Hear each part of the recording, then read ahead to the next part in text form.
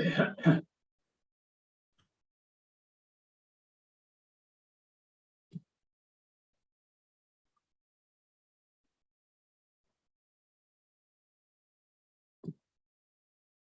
you can now start.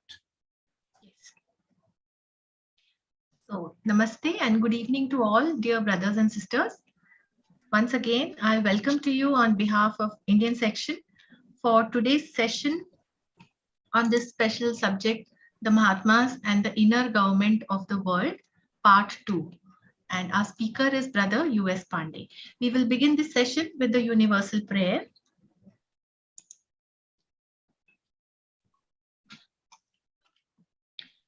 O hidden life, vibrant in every atom. O hidden life, vibrant in every atom. O hidden light, shining in every creature. O hidden light, shining in every creature. O hidden love, embracing all in oneness. O hidden love, embracing all in oneness.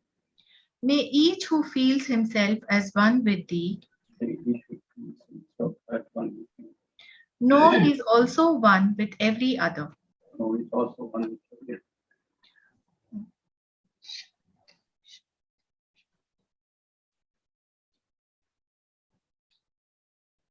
So welcome once again. I welcome Brother U.S. Pandey to this session and request him to start the part 2 of the study. Okay, Sister Vibha, thank you very much. Dear brothers and sisters, I'm happy again to interact with you today on the subject Mahatmas and the inner world government, on which we deliberated some points during last session on 17. During last session, we saw what are the Mahatmas, our masters, and in general, their attributes and where they live. In general, also we saw their functions, and the hierarchy is also mentioned. So, recapitulating some of the points and elaborating on some points, we'll also cover today the hierarchies as told to us, as informed to us by our great leaders of Theosophical movement. Brodsky says that Mahatma is a personage who, by special training and education, has evolved those higher faculties and attained that spiritual knowledge which ordinary humanity will acquire after passing through numberless series of reincarnations during the process of cosmic evolution, provided, of course, that they do not go astray. This process of self-evolution of Mahatma extends over a number of incarnations, although comparatively speaking, they are very few. So it says clearly that the evolution process, it is a product of evolution process. Mahatma is a necessary link in the chain of evolution process. Only difference is that he hastens his progress, whereas common man, common humanity moves on slowly in a numberless incarnations. What is the difference between Mahatma and ordinary human being? He says they are men only, they are not God or spirits. But the difference is their consciousness is usually centered in the higher manas or buddhi manas, whereas consciousness of average person, average man is usually centered on the lower manas or calm manas. This is the main difference. And again, the person who becomes a master, he has to pass through the process, what is called initiations. This initiations is mentioned, detail of initiations are mentioned in the book Path of Disciples of Vincent, and we have decided the Chlorocord, and also partly in Vik Churamadi. So he has to, before that, he has to fulfill certain qualifications, and then he has to become disciple, and then he has to pass the initiations. Passing from one initiation to other initiation depends purely on his personal effort, and that quickening the process starts. So once the person passes the 5th initiation, he is defined as adept or siddha. At that level, many options are given to him, several ways are given to him, choices are given to him, and one of the choices is to renounce that state of Jivan Mukta, which is called the state of Siddha, Jivan Mukta, and then retain his consciousness, his vehicles, shuttle vehicles on the earth only. In other paths, they move out of the earth to serve other causes in the whole cosmic evolution process. So these masters follow the path of the masters, whom we call Theosophical Mahatmas. They take the choice of the path of the great renunciation, wherein they renounce their bliss, eternal bliss in the Jivan Mukta stage, and retain themselves on the earth to guide and to guide the humanity from time to time. So there are a number of Mahatmas doing this function who have renounced their bliss in the Jivan Mukta stage and retained themselves on this earth. There are various grades of these Mahatmas, such Mahatmas, and some of them are called masters who take the work of teaching particular individual disciples. So these grades is termed as hierarchy, a chain of masters of various grades. The important occult axiom states that as above, so below. Applying this idea, we see that our solar universe is but a replica of the more vast cosmic universe. Trotsky says in the secret doctrine, there are hierarchies of intelligent beings, hierarchy of angels from highest to lowest, and they've got assigned function in the evolution of the whole cosmos, solar system, and the planets. So in that part, there is a saying, Hermetic philosophy, as above, so below. The cosmic evolution is supervised by highest angelic kingdom, and then solar system evolution is supervised by the angelic kingdom at that level. And in that line, the evolution on the earth is supervised by this hierarchy of the masters adepts. What we call this hierarchy is called the inner government of the world. It is a replica of the spiritual government of the sevenfold cosmic universe. Here I will show you something picture.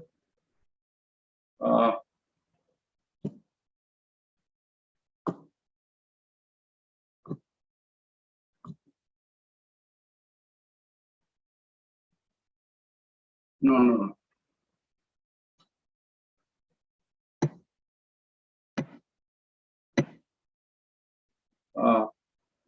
Just 1 minute.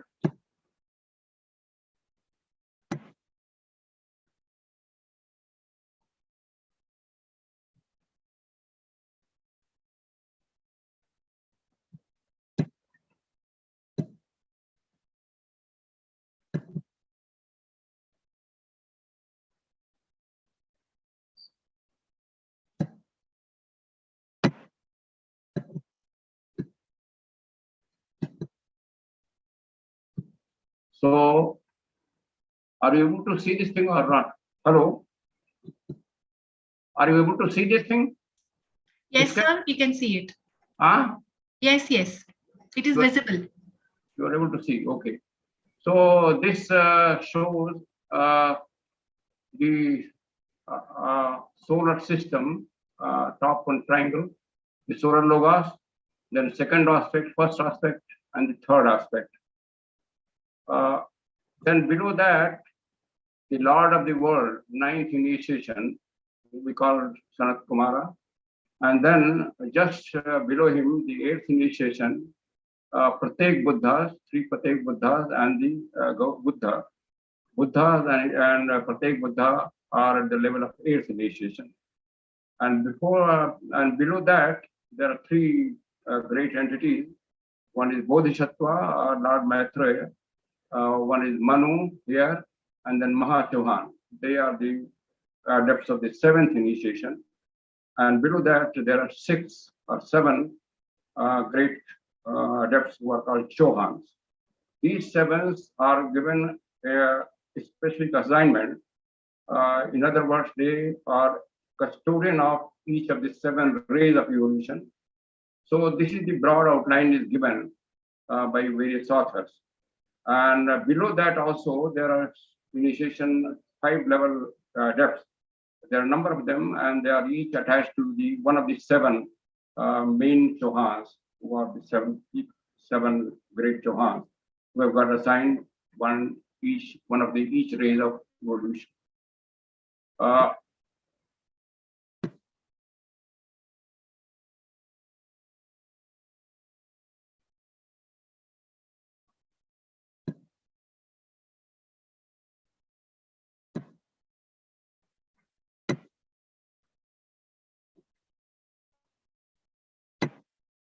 Now,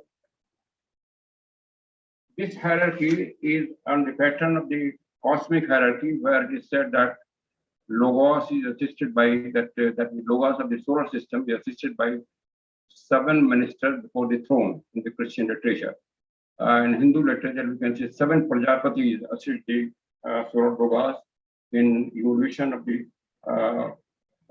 solar system. On the similar lines, these evolution of the earth is under charge of the king of the world, lord of the world, who is called, and he is assisted by hierarchies of 3 and 7. The existence of masters has been known to few persons, but this type of hierarchy has not been known. Even in theosophical teaching, this hierarchy is being explained partially. Full hierarchy is not given. For example, the level 5 adepts, what are their names and how they are attached, and all those things is not given. It's not fully revealed. So these 7 Chauhans at the 6th initiation level, they've got a specific assigned function, and they have got each attached to them a number of adepts who have reached the 5th level of initiation. So these are functional distribution. Besides that, they are territorial distribution. There are adepts in charge of territory. For example, India, that means whole India, Indian continent is in charge of another adept, one adept. American continent is in charge of another adept. European is another, like that. There are some territorial distribution also. And they, in coordination with the Chauhans, who are in charge of functional evolution, guide and govern and supervise entire evolution process. Of course, within the limit of the karmic law, they cannot transgress the karmic law, and but they can apply course correction wherever there is specific obstruction likely to come in the course of evolution. They themselves, each member of hierarchy has completed its own evolution, and the highest, as I told you, the king, the lord of the universe, is called the Lord of Universe. He, along with 3 Pratyek Buddhas, they came. They were brought from the Venus planet on this earth. They are not product of this planet, because when the evolution of humanity started in at the time of mid 3rd race, no adept of the earth was qualified to guide the humanity.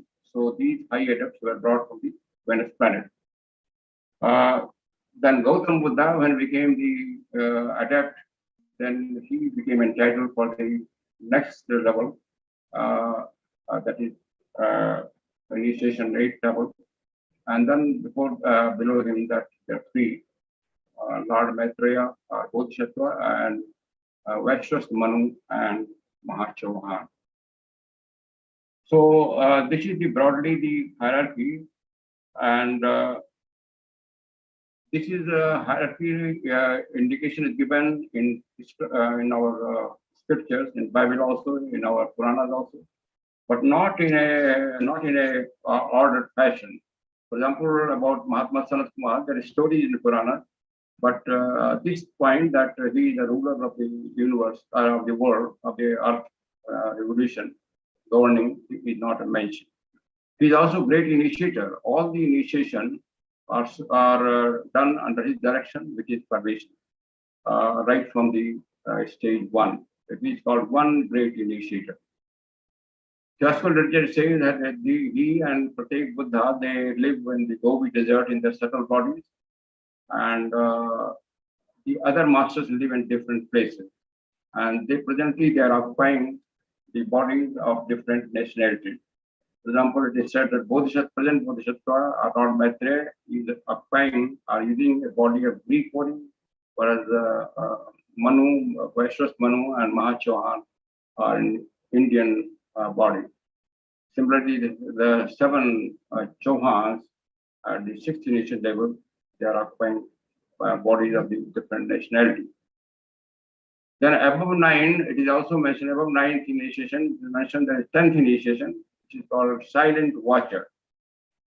The function and the status silent watcher is not mentioned anywhere, but it's just given the silent watcher. Probably he is the great initiator, great adept who was supervising the evolution on the previous chain. The third chain, present chain is fourth chain, third chain humanity. And he is now made to just silently watch the evolution going on under the overall supervision of the king of the world, that is Mahatma. And probably he might be putting some advice as and when necessary, that is of course not mentioned. So the king, who is both the representative and embodiment of our planet of the solar logos, is the representative and embodiment of the solar logos on our system. Again, I will put another slide.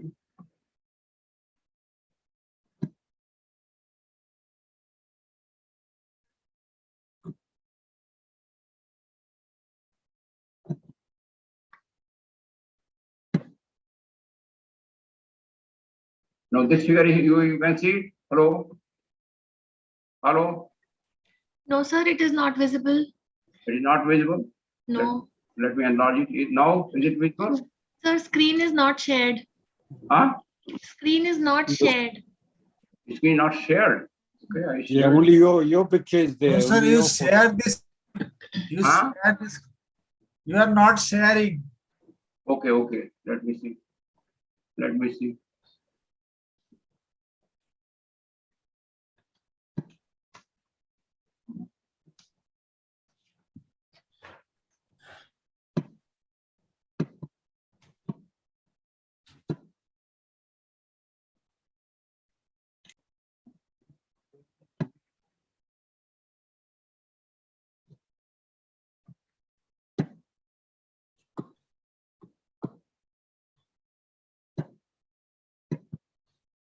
Now it is visible. Yes. Yes. So this is the picture showing the 7 rays and little triangle above is the solar system, solar logos, and the 7 ministers or 7 Prajapati. So from the 1 Prajapati, which is governing the 5th rays, this line is our world king of the world, that means Earth, number 1 person on the Earth.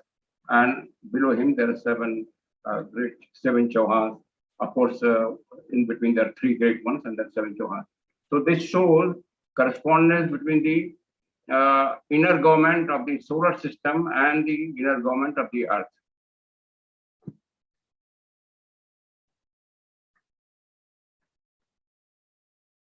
They represent and recapitulate upon our Earth that 7-fold spiritual hierarchy of the human worlds. Hence, once again, the celestial is mirrored in the terrestrial. Celestial, that means the solar system of governance is mirrored in the Earth system of governance by these adepts. Following the celestial pattern, the organization, if we may use that term, of this brotherhood follows the divine plan to the following structure. Now, what are the structure? First, there is a king, one who is both the representative and embodiment upon our planet of the solar logos. King, that means Mahatma Sanat Kumar. He the both embodiment and representative of the solar logos on our Earth. Similarly, there might be king of the other planet who are representing the solar logos on respective planets.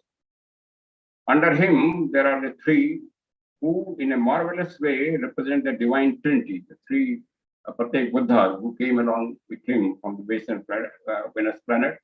So they represented Trinity in the solar logos. Then there are 8 levels of initiation, and that 8th level there is the highest expression of the evolutionary humanity who lived his last incarnation in our planet as Siddhartha Gautama. The highest or perfect product of humanity, Siddhartha Gautama, is now occupying the 2nd level, that is the initiation level. So in our for all purposes, he is the number 2 in this whole scheme of inner government. In future, for a future, he may take over as a place of number 1 or king of a certain world in future planetary evolution. These are the chairs, not the persons. The persons move on, the chairs are always there. The hierarchy is always there on every planet, every solar system, to regulate, to govern, to supervise it. The personage or individual persons who have qualified, who have these statistics, they change. They go on changing from at certain level, from race to race, at certain level, from round to round, at other level, from kalpa to kalpa, at different level, from the solar Mahakalpa to Mahakalpa. So these are all changing occur.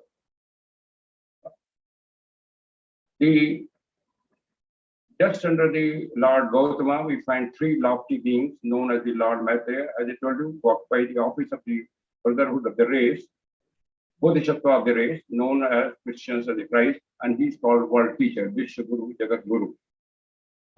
And it is his function, it is his responsibility to bring out the teachings required for evolution of various races, various sub-races from time to time.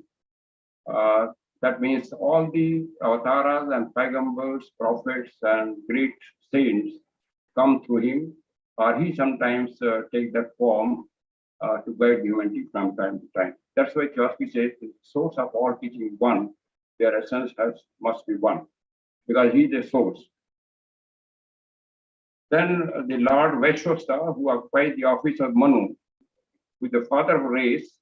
Manu is the father of race. Manu is frequently mentioned in our Hindu scriptures, but Manu also changed. 5th race Manu, 5th race evolution is supervised by Manu, who is called Vaishwasta Manu.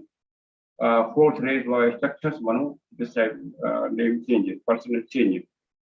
So Manu of the race, he is believed to be the one who presides over our present and 5th evolutionary period, otherwise known as the 5th root race. And the Lord Mahachauhan, who is believed to be the direct chief of the adepts who occupy the rest of the brotherhood, rest of the functions. Under the above, at the 6th level initiation, Chauhan, stands 7 masters, each heading the ray of or field of activity as planned and manifested by the Logos through the chain of command. It must be stated that within the high positions in this hierarchical structure, there are other masters. They are not mentioned in the diagram shown and in the literature for several reasons. Chiefly that the information available on them is very rare and scarce, which probably conforms to their expressed desire for the total anonymity. These adepts want to remain total anonymity. That means in total secrecy, and this is also reflected in 1 or 2 Mahatma letters. In fact, they say they have said the skeptic persons are our great supporters. They don't want to expose themselves to mundane world, day-to-day world, working world. The summation of a structure, this diagram which I shown you, it shows the summation of a structure.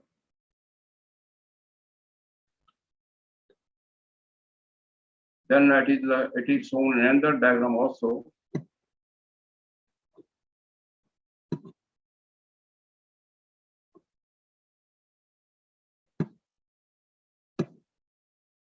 Now this sort of table, though probably you will not able to read because very dim, but I will read for you. Show the specific function of each of the 7 Chauhans at the 6th initiation level.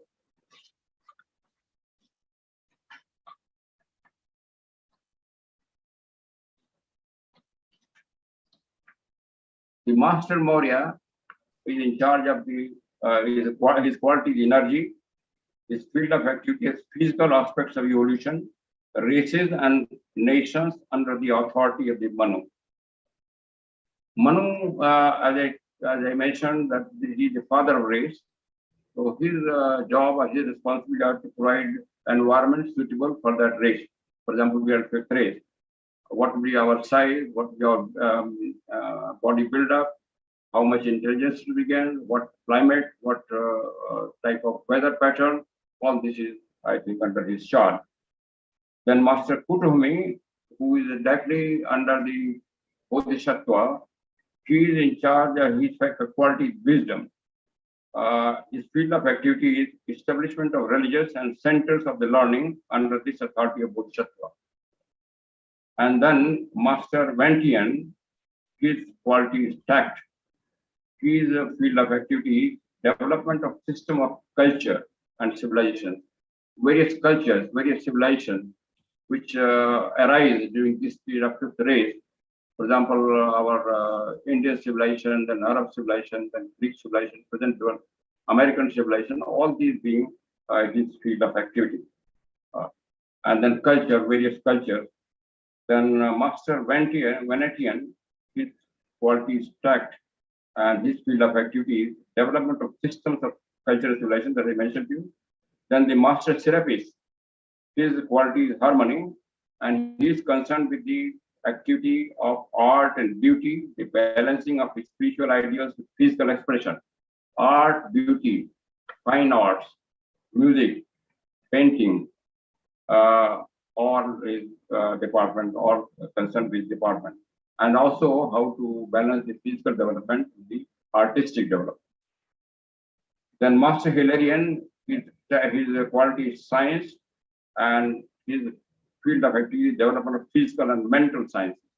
All the physical sciences, whatever invention or discoveries come from time to time, he's in charge, and he regulates the type of discoveries and inventions which he feels are suitable for the advancement of race. And similarly, mental sciences, psycho development, psychoanalysis, and all those things, psychometry, then all this also is function. To what extent the psychic should be developed of each of the race, he decides. Then Master Jesus, his quality is devotion, is concerned with the religious, particularly the Christian religions.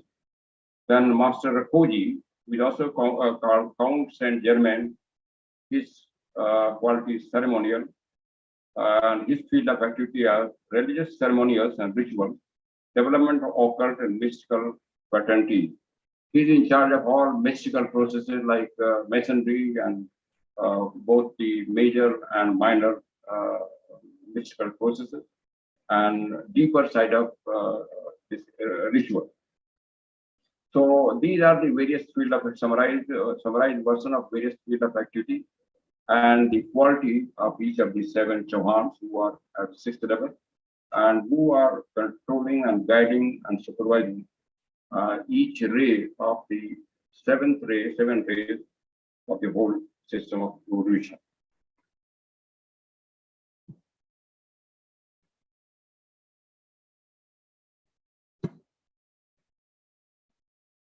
So we can see there are many grades and many classes of adepts engaged in this work.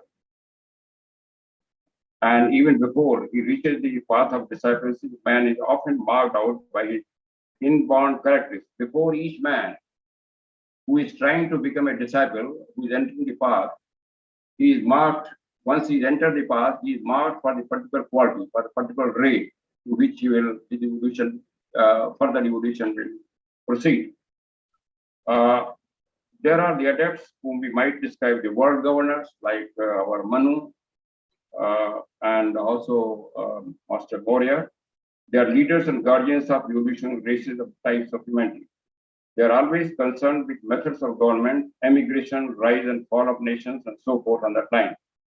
Method of governance, whatever governance should be given, all the system like communism, socialism, democratic, monarchy are tried by them. And from time to time, these systems are collapsed and the new system comes. In fact, one of the theosophists say that democracy has been tried, but they are not satisfied with the present form of democracy also. So they're not satisfied in the sense that the aim of evolution, where entire brotherhood develops without any distinction of race, caste, creed, sex, present democracy has been unable to lead to that goal, and probably they modify the system in future.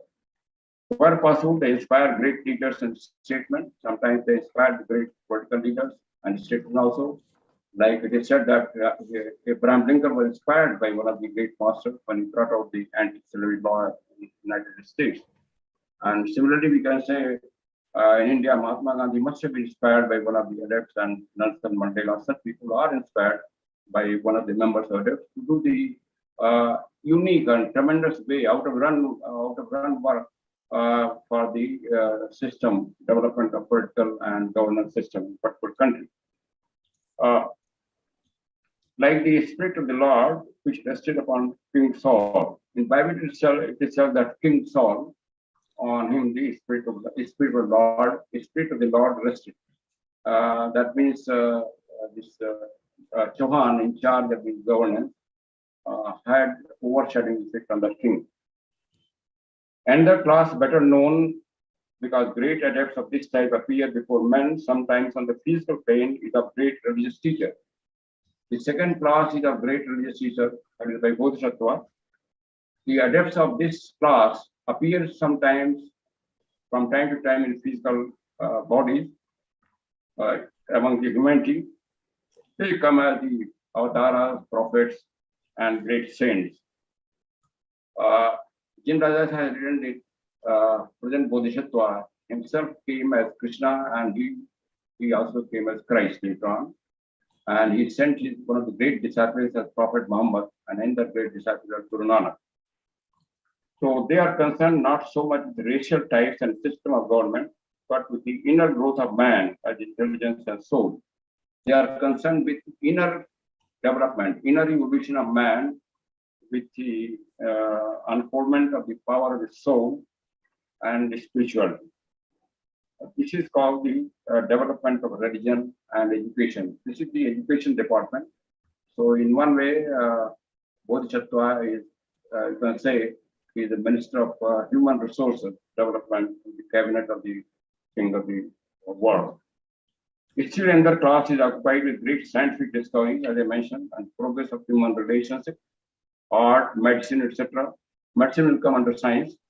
It is almost as if graduation from the school of life, some return as professors on the school. It is sacrifice for a perfected man due to return to the peaceful encasement of life.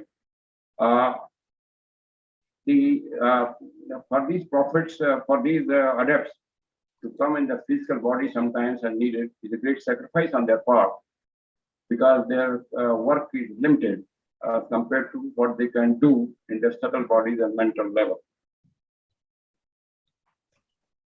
What is like a perfect man? It is said to when the perfect man appears in the physical body, in the literature written by Madame Blavatsky and Mahatma, you can see that sometimes they did appear in physical body. So a question was asked, what way we can identify this master if they appear in physical body? We found. Blavatsky has written at one place in a gathering, a master was sitting, but nobody knew he's a master. Of course, Blavatsky knew it. So that means they come in the normal style of that race, of that society in which they are required to come, or they make that appearance felt. They do not have any separate, distinctive uniform, dress, style of personality. They do not display that when they come. So, but there are certain signs by which the person, a slightly spiritually advanced person, can identify them. One of the signs is that they have got deeper expression in their eyes, which gives impression that they're seeing in future and in far distance. Then you can also feel the great benevolence from their eyes, compassionate understanding, and lastly, their countenance appears to be perfect peace. These are few signs given by which one can say if Mahatma is sitting by your side or some of the disciples is sitting by your side. This diversity, divinely motherly attitude of adepts is described. They have got divinely mother's attitude. That means they want to help all the souls on this earth, like a mother wants development of her children. Though, of course, they are restrained by the karmic law because they are also karmic agents and they have to function within the limitations of karmic law. Lord Buddha described to his bhikshus that I will show you how the Tathagata looks on the humanity. He anxiously watches over his children and with loving care helps them to see the light. Tathagata means adept, person who has moved on that path of Buddha. He watches over his children and with loving care helps them to see the light. When a hen has 10 or 12 eggs over which she has properly brooded, she wishes, the wish arises in her heart, or that my little chickens would break open the eggshell with their claws or with their teeth and come forth into the light in the safety. Yet, all the while, those little chickens are sure to break the eggshell and will come forth into light in the safety, but in her mother's heart, she would like them to come sooner. So this analogy is given to define the function of the master. Masters are very compassionate and very anxious for the quickening of evolution of humanity, individual human being, like a mother hen.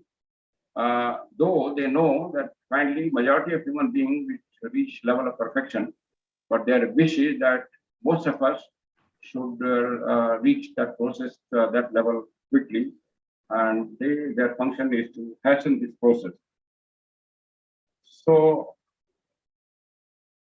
a master of wisdom feeling that is quite natural because they are assigned that function in the whole of evolution. In case of adept, all planes, this adept, he can move his consciousness from physical to the arctic level as and when needed. And most of the time, when he functions at physical level, he is not in adaptive state. So adaptive is also a state when his consciousness is functioning at higher level. When he is at physical level, Master has said they are not infallible, that they are likely to err. And the instances, if you read Mahatma letters, show that sometimes the masters in the judgment of the individual disciples and also in the judgment of certain systems, they have erred. But when they find that they have erred, they try to correct. So though they are perfect embodiment of all the virtues, intelligence, and all those things, but when they are in physical consciousness, they are like to err. And many times they have to work in physical consciousness. It is said that when they were guiding the evolution of the fourth race, they were planning that race should reach perfection, but in between the race failed due to selfishness, greed, and all those things. So they realized their mistake, and they then finally assisted in destroying that race by changing axis of the earth and by submerging the whole continent of Atlantis. So this sometimes they do, even destruction they take up for the overall advancement of the race. Similarly, in case of individual disciples, there are a few examples in the Mahatma letter, but the master initially thought that that disciple has potential of going up to higher stage, but later on they realize that they don't have and they are still not ready for that. So they changed their mind and they rejected that disciple. So the master makes on the master what they do is how does the adept work to help us? The master works mostly at mental plane. He sends thought forms to sensitive human brains who pick up those thought forms and work on those thought forms. Maybe spiritual field, maybe scientific field, maybe say medicine, maybe art, maybe culture, on those things they work. And when they find that something is going wrong, then try to stop it. It is said that the knowledge of atomic power or invention of atomic energy came through one of the masters when they thought that now this time is right to give this knowledge. But when they found that atomic bomb was to destroy Hiroshima, they stopped further advancement of the knowledge. It was planned that atomic science would be used for curing the diseases, for producing electricity, for various other things which will benefit humanity. But first thing human did that they brought out atomic bomb, and then this was stopped. And they have said in one of the letters that we take care to see that further advancement in this atomic science is not given till the human mind becomes unselfish and considers only a benefit of the humanity. Till then, we'll stop the further advancement of the science. Same thing happened in coming force, when which is mentioned in secret doctrine that one Mr. Chile of Pandey State University in America, he got some intuitive knowledge of coming force, etheric force, and he could operate that force, say motor, without connecting to electricity or without any fuel like petrol, diesel, simply by some movement of his hand, by manipulating etheric force. But when he tried to get it patented for commercial use, obstruction was put by the patent office. Brodsky said this was done at the instance of the master, because they felt that this force is likely to be misused because of man being still very selfish, and he may use that knowledge for destructive purposes. So that knowledge was withheld. On the mental plane, master sends inspiration also and enlightenment also. Those who meditate on these masters, their mind becomes more receptive to get their thought forms impressed on them. He teaches his younger disciples in the master's own word, how few are they who can know anything about us. We never try to subject to ourselves the will of it. But often the question arises, why the master is not able to stop this so much evil? For example, war, why not able to stop? The master says that they don't interfere with the will of the person. Once a person has set up a cause, person or a community of persons have set up a cause, they do not interfere in the course which the cause will take up, that the effects that cause will take up. And they do not hinder that. The cause, the effects of the cause must be allowed to take its own course till that cause is balanced. So they do not interfere, but they try to guide and control the evils that from time to time, weaken the evils from time to time. On the physical plane, the least of their work is done, since work on the subtler plane is infinitely more effective. On the physical plane, they do the work very little. Mostly they work on the subtler plane because it's more effective. But they watch the tendencies of events, neutralizing as far as the law permits evil currents by constant balancing of forces. They work with the angelic guardians of the nation, guiding spiritual forces as we guide material ones. They choose and reject their leading agents among men in the drama of life. They choose the leading agents. That means they choose disciples and they reject also when they found that disciple is not coming up to mark, not serving the purpose. For example, in Mahatma says that he mentioned that Swami Dayanand was held back at the third initiation level. But because they masters had found that they are not probably capable to be moved forward to the higher level. They are leading agents among men in the drama of life, influencing human conscience when they can and supplying need to impulse in the right direction. And they protect the humanity as a whole. That is why in the voice of silence, they are the white brotherhood is called the guardian wall.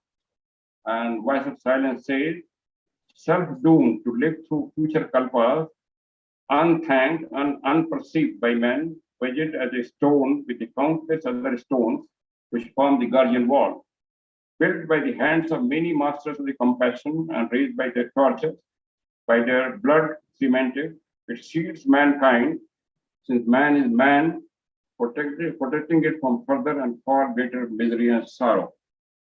So to protect the humanity from more misery and sorrow is one of their functions as a guardian wall. They say, had this white brotherhood not been there, then humanity would have faced more wars and more misery. They are indeed our elder brothers, in whom is born the supernal consciousness which we all share in the depth of our being.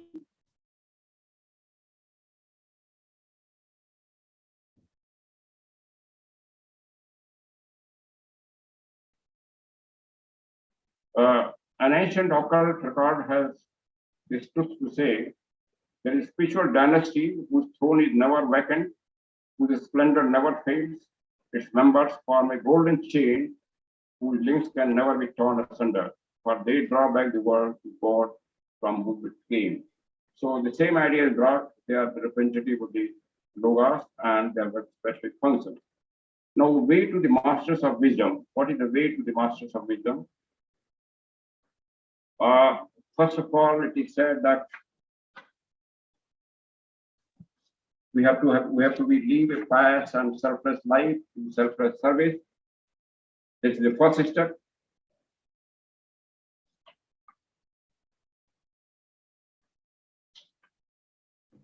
To live to benefit mankind, the first step, as mentioned, the vice versa. To live only a pious and noble life is not sufficient. The Master says that noble and pious life will not advance us on this path till we do service selflessly. And the type of service with the feel, that means removing all the prejudices and the wrong ideas and beliefs of the human mind. That is great service they insist upon. That means giving food to the soul, sick soul. And a man who places not the good of mankind or his own good is not worthy of becoming our chela. He is not worthy of becoming higher in knowledge than his neighbor. On us, the same master puts it in the letter, you must live for other men and with them, not for yourself. These are some of the points which they stated how we can approach the master. The one obstacle which stands in the way of acquiring spiritual knowledge, knowledge of our own divinity, of conscious union with the eternal life, and love and wisdom, and with the master of wisdom to whom we aspire, with the purpose of selfhood. Selfhood and separative feeling is a great obstacle in first step of approaching the master. This is the true occultism, the real way to master's fact feed. Brodsky writes, true occultism is the great renunciation of the self, unconditionally and absolutely, in thought and action. So this is another indication by Brodsky. If you want to approach the master, you have to follow the path of great renunciation of the selfhood, unconditionally and absolutely, in thought as well as in action. Not for himself, but for the world he lives. It is impossible to imply spiritual forces with the slightest tinge of selfishness remaining the object. So one of the very, very important conditions prescribed is we have to be completely selfless in our endure what we are undertaking for selfless service. Let us all begin to practice a little self-denial, less preoccupation with personal and petty desires, so that one day may come into our being here the greater self with always the constant unseen blessing of that. But all of a sudden we cannot acquire the state of complete selflessness.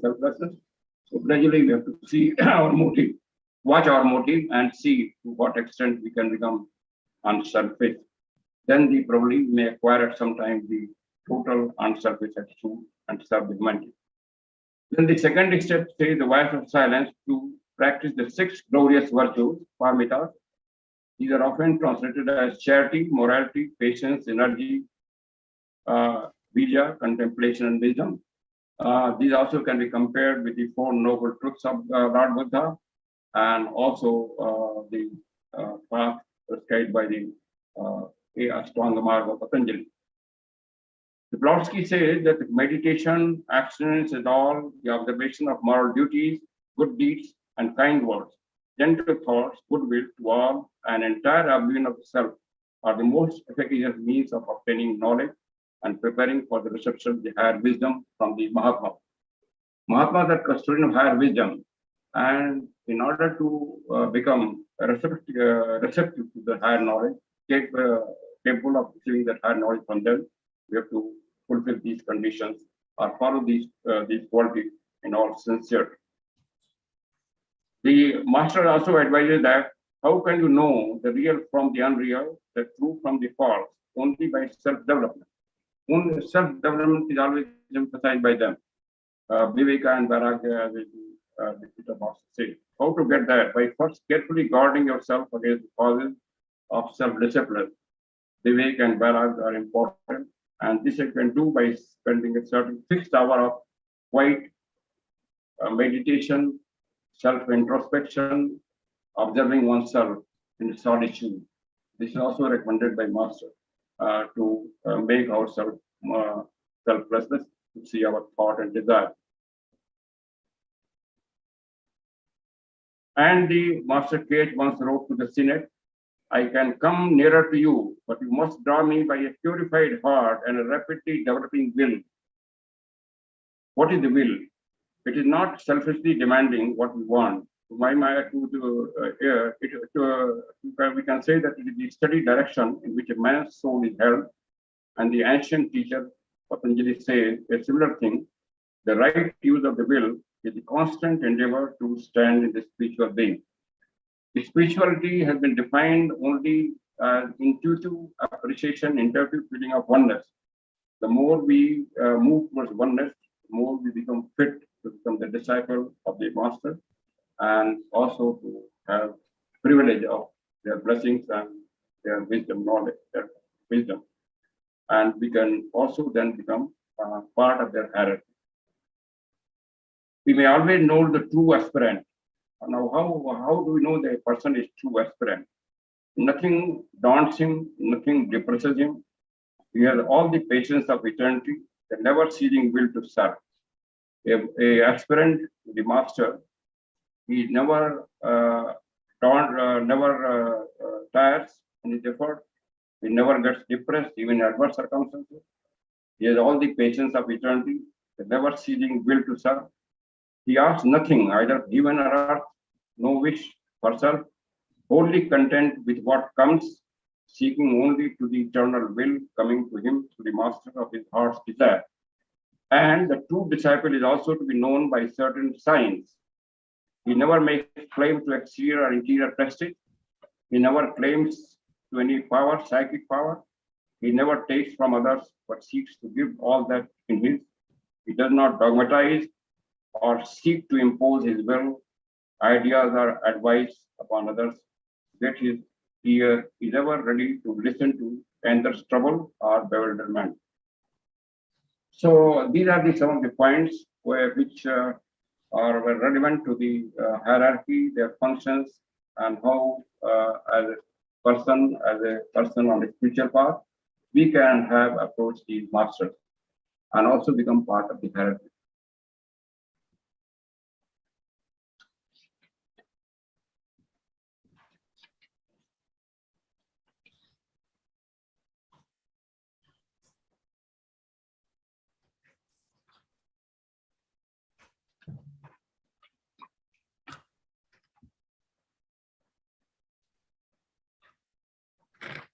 So the functions I have explained, the functions, their hierarchy I have explained, and how one can approach the Master, these points will be brought out. So here I conclude my talk, because time is also going to up. And if you've got any point of comment, doubt, I'll be happy to respond. Thank you very much, sir, for this deep insight which you have given us into the world of the Mahatmas and the inner government of the earth. So now I request the participants if they have any question or if they would like to discuss. On one more slide, I would like to see. Yes.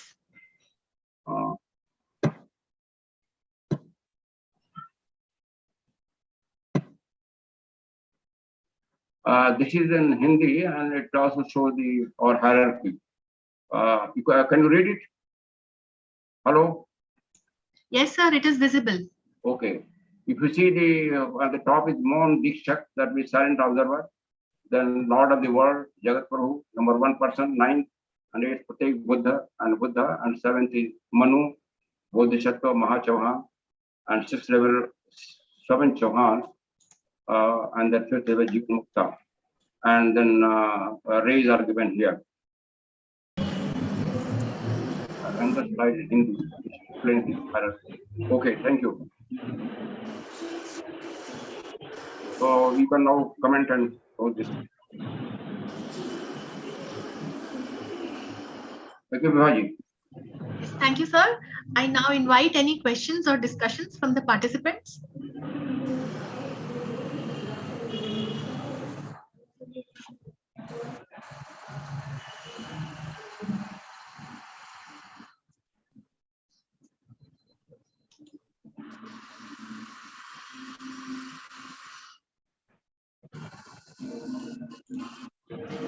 So I don't think any, sir, questions are forthcoming.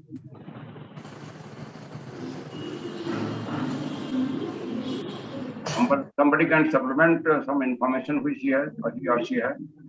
Sir, one thing, actually nowhere it is written, or as you have read a lot of books, so what is the role Pratyeka Buddha, what the role they are playing, or still they are doing some work, or already they left the earth chain? Yes, it is Pratyeka not.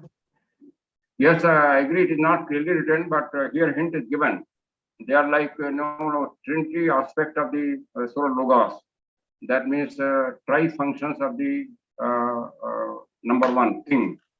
So that means there are three aspects of the number one person for giving this aid and direction to the whole evolution process. That is what is mentioned.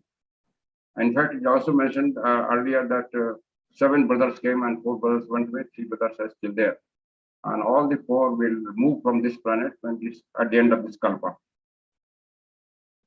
So many things are not clearly explained, only partial information is given, and so that we can only rely on those partial information. There is no need of any excessive speculation on the function of these persons. Okay, sir.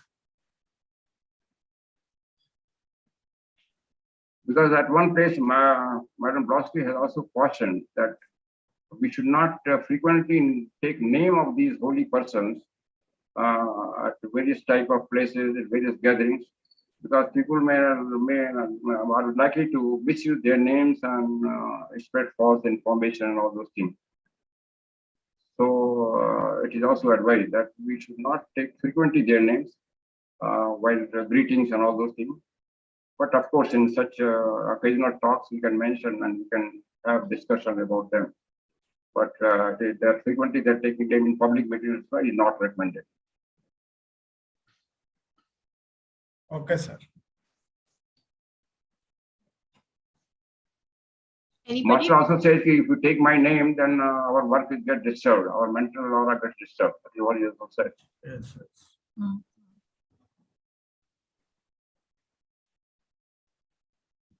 Yes.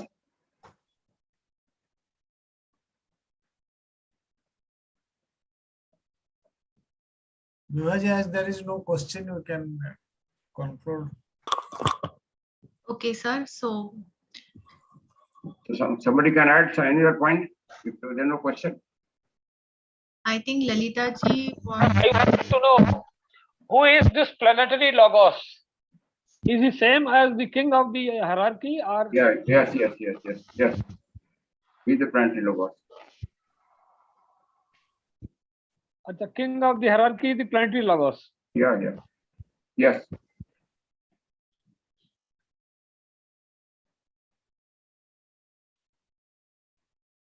But he's not the spirit of the earth. The spirit of earth is different thing.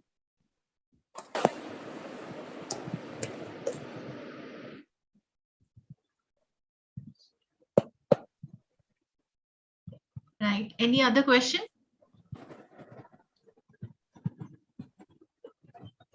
Okay, in that case, then we can close the session. Yes. Yes. Thank you all for joining in today's session. Let us end the session with the prayer. Om Asato Ma Sadgamaya Tamso Ma Jyotirgamaya Mrityorma Amritam Gamaya Om Sarvesham Swastir Bhavatu Om Sarvesham Swastir Sarvesham Shantir Bhavatu Sarvesham Shanti Sarvesham Purnam Bhavatu Sarvesham Purnam Sarvesham Mangalam Bhavatu Sarvesham Mangalam Bhavatu Lokaha Samasta Sukhino Bhavantu Loka Samasta Sukhino Bhavantu Sarve Bhavantu Sukhinaha सर्वे भवन्तु सुखिनः सर्वे सन्तु निरामया सर्वे सन्तु निरामया सर्वे भद्राणि पश्यन्तु सर्वे भद्राणि पश्यन्तु मा कश्चित् दुःखभाग् भवेत् मा कश्चित् दुःखभाग् भवेत् ॐ शान्ति शान्ति. शान्ति शान्ति thank you Thank you all for joining. Namaste. Thank you all. Thank you, US Pandey ji. Thank you. Thank you. Thank you, sir. Thank you, thank you. Good. It is always better to listen to inner government